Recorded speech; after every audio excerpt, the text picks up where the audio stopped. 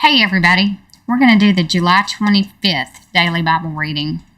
We'll be starting out in Nehemiah, chapter 1, verse 1. Let me see what Dr. David Jeremiah says about Nehemiah. These little chapters, sometimes it's fun for us to look at the overview first. And Nehemiah is where he came back from Babylon and was told to rebuild the walls. And there's some really neat things that happen in there. So we're going to take just a second. I should have already had this book ready.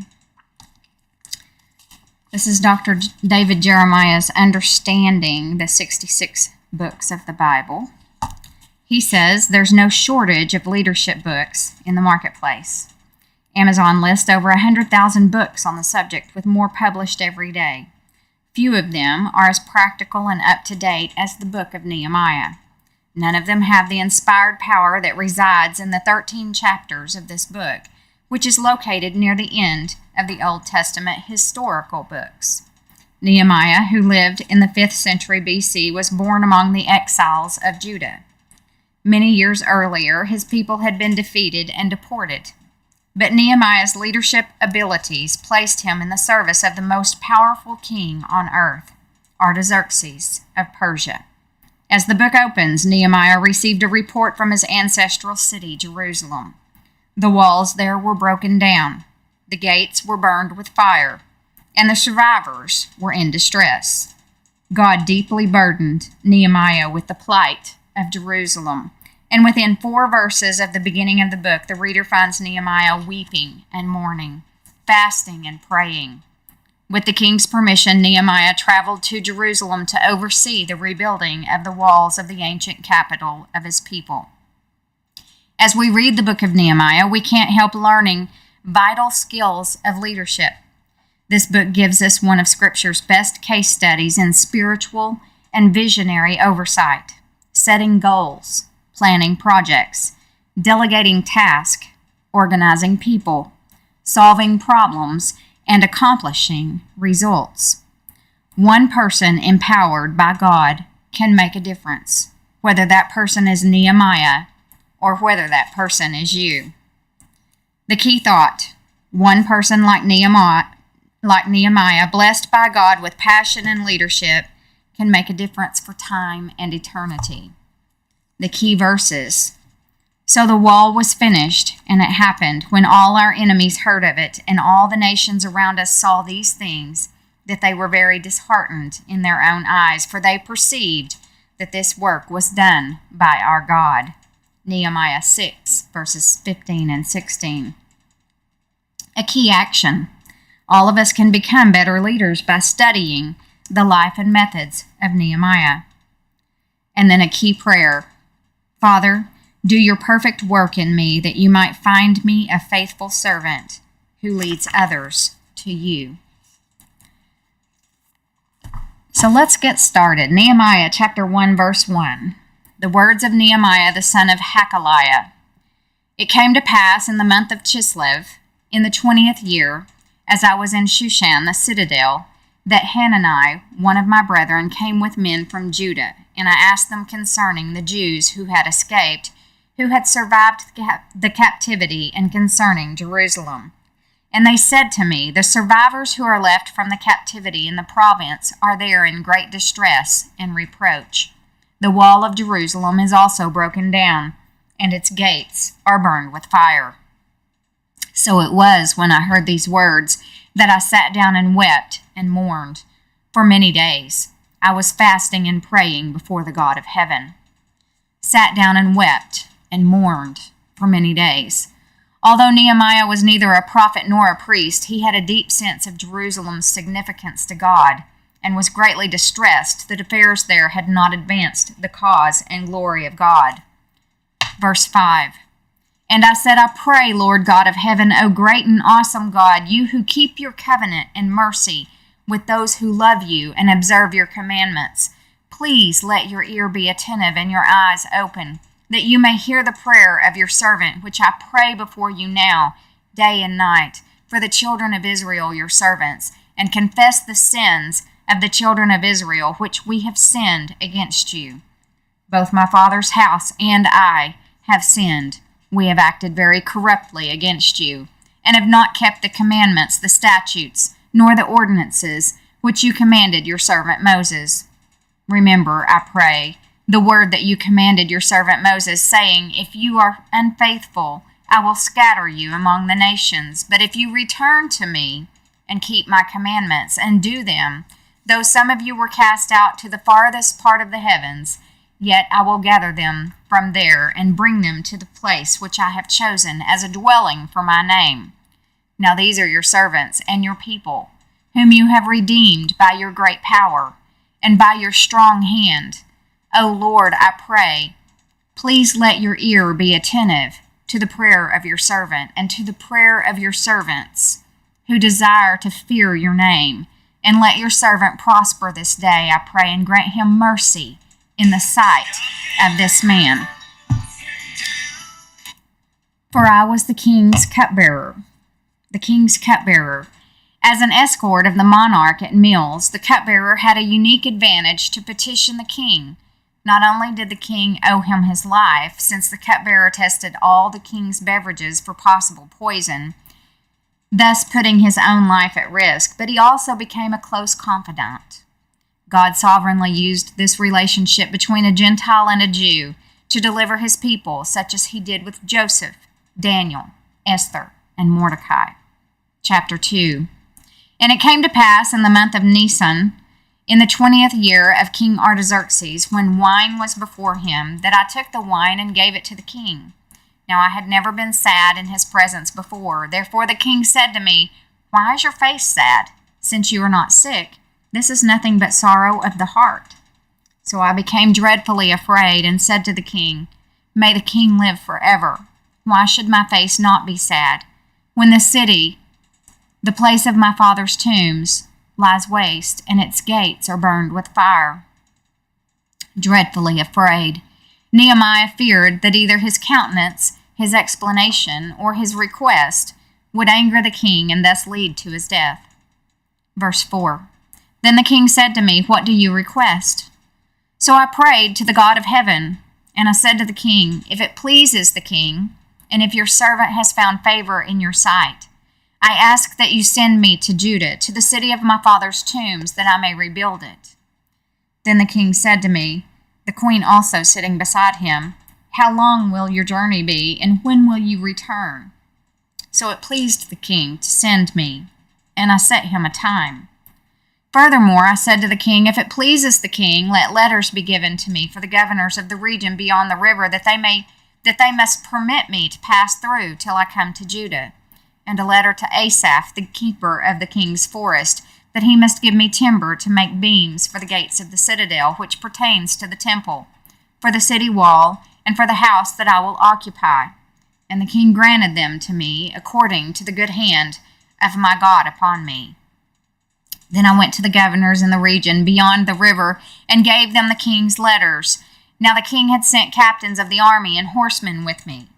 When Sanballat, the Horonite, and Tobiah, the Ammonite official, heard of it, they were deeply disturbed that a man had come to seek the well-being of the children of Israel. So I came to Jerusalem and was there 3 days. Then I arose in the night, I and a few men with me. I told no one what my God had put in my heart to do at Jerusalem, nor was there any animal with me except the one on which I rode. And I went out by night through the valley gate to the serpent well and the refuse gate, and viewed the walls of Jerusalem, which were broken down, and its gates, which were burned with fire. Then I went on to the fountain gate and to the king's pool, but there was no room for the animal under me to pass. So I went up in the night by the valley and viewed the wall. Then I turned back and entered by the valley gate, and so returned. And the officials did not know where I had gone, or what I had done. I had not yet told the Jews, the priests, the nobles, the officials, or the others who did the work. Sanballat and Tobiah. These men were probably also behind the opposition described in Ezra chapter 4, which stopped the work in Jerusalem. Sanballat served as governor of Samaria, and Tobiah of the region east of the Jordan. These district magistrates were leaders of the Samaritan factions to the north and east. They had lost any recourse to prevent Judah from rebuilding, since God's people were authorized to fortify their settlement against attack from enemies such as these two officials. To overtly attack or oppose the Jews would be to oppose the Persian king. Verse 17. Then I said to them, you see the distress that we are in, how Jerusalem lies waste, and its gates are burned with fire. Come and let us build the wall of Jerusalem, that we may no longer be a reproach. And I told them of the hand of my God which had been upon me, and also of the king's words that he had spoken to me. So they said, let us rise up and build. Then they set their hands to this good work. But when Sanballat the Horonite, Tobiah the Ammonite official, and Geshem the Arab heard of it, they laughed at us and despised us, and said, what is this thing that you are doing? Will you rebel against the king? So I answered them and said to them, the God of heaven himself will prosper us. Therefore we, his servants, will arise and build. But you have no heritage or right or memorial in Jerusalem. Psalm 88, verses 11 through 18. Shall your loving kindness be declared in the grave, or your faithfulness in the place of destruction? Shall your wonders be known in the dark, and your righteousness in the land of forgetfulness? But to you I have cried out, O Lord, and in the morning my prayer comes before you. Lord, why do you cast off my soul? Why do you hide your face from me? I have been afflicted and ready to die from my youth. I suffer your terrors. I am distraught. Your fierce wrath has gone over me. Your terrors have cut me off. They came around me all day long like water. They engulfed me altogether. Loved one and friend, you have put far from me, and my acquaintances into darkness. Proverbs 21, 25 through 26. The desire of the lazy man kills him, for his hands refuse to labor. He covets greedily all day long, but the righteous gives and does not spare. Acts 25, 1 through 27. Now when Festus had come to the province, after 3 days, he went up from Caesarea to Jerusalem. Then the high priest and the chief men of the Jews informed him against Paul, and they petitioned him, asking a favor against him, that he would summon him to Jerusalem, while they lay in ambush along the road to kill him. But Festus answered that Paul should be kept at Caesarea, and that he himself was going there shortly. Therefore, he said, let those who have authority among you go down with me, and accuse this man to see if there is any fault in him. And when he had remained among them more than 10 days, he went down to Caesarea, and the next day, sitting on the judgment seat, he commanded Paul to be brought in. When he had come, the Jews who had come down from Jerusalem stood about and laid many serious complaints against Paul, which they could not prove, while he answered for himself, neither against the law of the Jews, nor against the temple, nor against Caesar have I offended in anything at all. But Festus, wanting to do the Jews a favor, answered Paul and said, are you willing to go up to Jerusalem and there be judged before me concerning these things? So Paul said, I stand at Caesar's judgment seat, where I ought to be judged. To the Jews I have done no wrong, as you very well know. For if I am an offender, or have committed anything deserving of death, I do not object to dying. But if there is nothing in these things of which these men accuse me, no one can deliver me to them. I appeal to Caesar. Then Festus, when he had conferred with the council, answered, you have appealed to Caesar. To Caesar you shall go. And after some days, King Agrippa and Bernice came to Caesarea to greet Festus. When they had been there many days, Festus laid Paul's case before the king, saying, there is a certain man left a prisoner by Felix, about whom the chief priest and the elders of the Jews informed me, when I was in Jerusalem asking for a judgment against him. To them I answered, it is not the custom of the Romans to deliver any man to destruction before the accused meets the accusers face to face, and has opportunity to answer for himself concerning the charge against him. Therefore, when they had come together without any delay the next day, I sat on the judgment seat and commanded the man to be brought in.